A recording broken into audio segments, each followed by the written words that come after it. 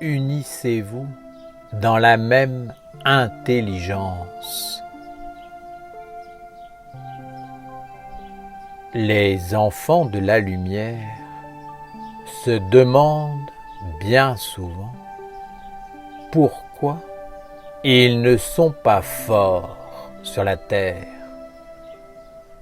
pourquoi ils n'arrivent pas à réaliser les œuvres et bâtir le monde dans lequel ils souhaiteraient vivre. Je dis que même l'enfant de la lumière est un individu qui s'est séparé du tout universel, de l'intelligence collective, de l'inspiration, de l'intuition divine.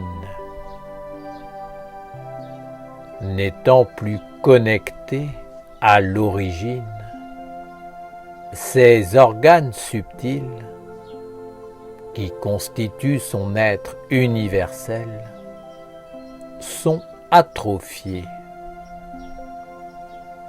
Même l'enfant de la lumière a voulu s'approcher de l'incarnation, et il en subit ainsi l'attraction. L'individu, incarné dans un corps, voit le monde d'après le point de vue du corps, de ses besoins ou des concepts qui ont été vivifiés dans et autour du corps. Ainsi, la vision, la perception sont faussées. Elles sont activées d'après un point de vue et non d'après l'origine divine et l'intelligence universelle. Ce qui est, c'est le divin. Et c'est d'après ce point de vue qu'il faut apprendre à regarder, et non d'après les intérêts particuliers. Lorsque chaque monde entend avec ses oreilles, perçoit suivant les besoins de ses organes, et pense avoir compris d'après ses propres concepts, ce n'est plus forcément l'intelligence divine dans la pureté qui se manifeste. Bien souvent, ce n'est que l'intelligence supérieure du monde de l'homme qui se met en mouvement pour éveiller, inspirer la compréhension d'un homme en particulier ou d'un peuple, afin d'agir à travers lui. Mais cette intelligence n'est pas le monde divin. Si l'homme n'est pas sage, n'a pas été bien éduqué, n'a pas éveillé la perception subtile, il ne comprend pas l'intérêt réel de ce qu'il doit faire. Il comprend d'après les besoins que son corps et le monde visible font naître en lui, et d'après sa capacité à capter ce que tout son être peut comprendre par la respiration et ses centres de perception subtils. cet enseignement est à méditer. Il vous montrera pourquoi l'homme n'est pas fort sur la terre, du fait qu'il ne parvient pas à garder son alliance avec le monde divin. C'est une question d'éducation et de tradition.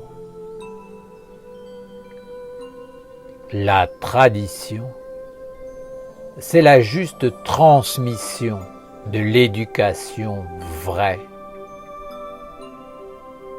Une idée, une intelligence transmise à 100 personnes en même temps seront interprétées et comprises de 100 façons différentes. Ainsi, chacun voudra réaliser ce qu'il a compris, ce qu'il croit d'après sa perception, et se mettra en action dans ce sens, sans avoir pris le temps d'unifier son point de vue à l'intelligence divine universelle. Or, celle-ci ne peut se manifester que dans la communauté de tous les points de vue unifiés dans le même but. Les hommes doivent s'unifier avec le plus haut, mais ils doivent aussi s'unifier entre eux. Alors la lumière deviendra forte de l'œuvre des hommes unis dans un même but et une même intelligence sur la terre. Si les hommes sont désunis, chacun se met en mouvement, en portant son propre monde en lui et autour de lui. Et au bout d'un certain temps, ils se retrouvent isolés, séparés les uns des autres, sans force. C'est comme gravir une montagne. Certains y arrivent parce qu'ils savent où est le sommet et ils connaissent le chemin pour l'atteindre. D'autres n'ont fait que l'imaginer. Ils ont pris certains chemins, pensant qu'ils avaient compris le système, qu'ils étaient guidés, que leur intuition les conduirait au sommet. Mais ils se sont perdus et ont perdu leur force. Peut-être arriveront-ils au but, mais au prix de combien de détours et de souffrances inutiles. L'humanité est faite d'individualités isolées et non d'intelligence collective, consciente et pure, unie à un monde sacré. Alors, les hommes se retrouvent seuls, chacun prisonnier de son monde. Je vous dis, revenez vers la tradition de la lumière, transmise par les envoyés, les sages, les maîtres, car eux seuls ont indiqué le sommet et ont clairement balisé le chemin. Éduquez-vous dans la sagesse. et éveillez vos centres subtils dans la finesse, l'intuition, la perception de tout ce qui est au-dessus du simple intérêt du corps. Apprenez à vivre, à respirer, à penser, dans un monde qui est plus grand que le corps et qui peut ennoblir l'activité du corps. À travers chaque événement, chaque situation, essayez de percevoir l'intelligence, l'influence et l'énergie cachée.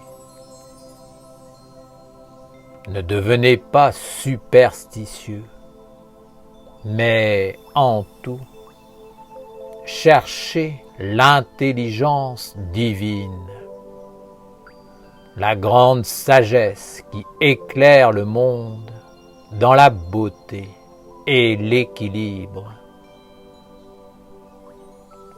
Apprenez à ne pas percevoir la vie d'après l'unique intérêt du corps, de la vie quotidienne matérielle, mais élevez votre compréhension jusqu'à entrer dans le grand cercle de l'universalité. Ne vivez pas et ne vous mettez pas en mouvement uniquement parce que vous en avez besoin. Faites-le avant tout parce que votre âme immortelle ou une intelligence supérieure divine vous aura inspiré une nouvelle façon de respirer et de voir, de comprendre et de vivre. En adoptant ce point de vue élevé, vous pourrez changer intégralement votre vie, votre destinée, votre au-delà, et participer à un changement global sur la terre des hommes.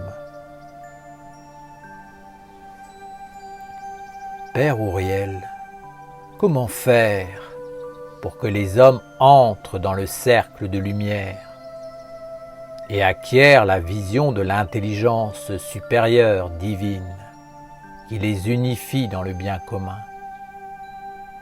Car si nous partons tous dans des directions opposées, non seulement nous allons nous perdre de vue, mais nous allons sortir du grand cercle de la protection, menaçant l'équilibre des mondes, apportant querelles, guerres, destruction et ruine. Vous devez entrer dans l'éducation et la tradition. Si l'homme comprend qu'il comprend d'après ce qu'il est, alors déjà il s'éveillera et saura qu'il ne doit pas s'enfermer dans son seul point de vue. Et il sera vigilant, moins sûr de lui. Il s'y reprendra plusieurs fois avant d'être certain d'avoir bien compris. Il cultivera le discernement qui stabilise et il se formera un corps de compréhension qui n'enfermera plus le monde mais qui l'unifiera et cherchera à le conduire vers la sagesse omniprésente. À ce moment-là, il sera prêt à entrer dans le dialogue afin d'enrichir la compréhension mutuelle. Il cherchera à s'assurer auprès de l'autre qu'il a bien compris en confrontant les points de vue dans le but d'atteindre le sommet, là où se révèle l'universel. Il voudra être sûr que son point de vue correspond bien à l'unité divine et au cercle de la compréhension commune. Il est évident que si les hommes doivent travailler ensemble, ils doivent auparavant s'unir, non pas uniquement physiquement, mais aussi dans la vision, l'âme et le but commun. Les hommes doivent s'unir et pour cela, ils doivent dialoguer, apprendre à partager et à œuvrer ensemble, à s'entraider. Si l'homme sort du cercle de lumière, c'est pour se faire une vie individuelle. Alors, tout devient différent, tout change. Il commence à agir uniquement pour sa propre destinée et cherche donc à réaliser par lui-même. C'est un autre chemin. Mais à partir du moment où l'œuvre est collective, il est fondamental d'être certain d'aller tous dans la même direction. Sinon, ce sera le grand désordre. Pour cela, vous devez impérativement vous assurer que la compréhension est commune, qu'elle est partagée. C'est de cette unité d'esprit, d'âme et de corps que naît la force qui permet d'atteindre des sommets et de bâtir des mondes. Si vous voulez faire apparaître une œuvre plus grande que la mort, il n'est pas question d'œuvrer chacun de votre côté.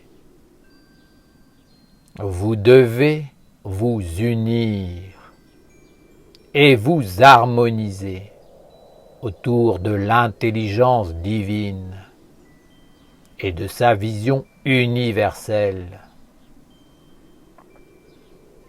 Vous devez penser, sentir, vivre et agir dans cette intelligence pour des buts élevés, dignes et nobles. Lorsque vous aurez tracé ce cercle sur la terre, par votre union harmonieuse, la vision universelle viendra en vous. Elle vous guidera et vous saurez ce qui doit être fait, entrepris, étape par étape, pour la victoire du bien commun et de l'intelligence divine sur la terre.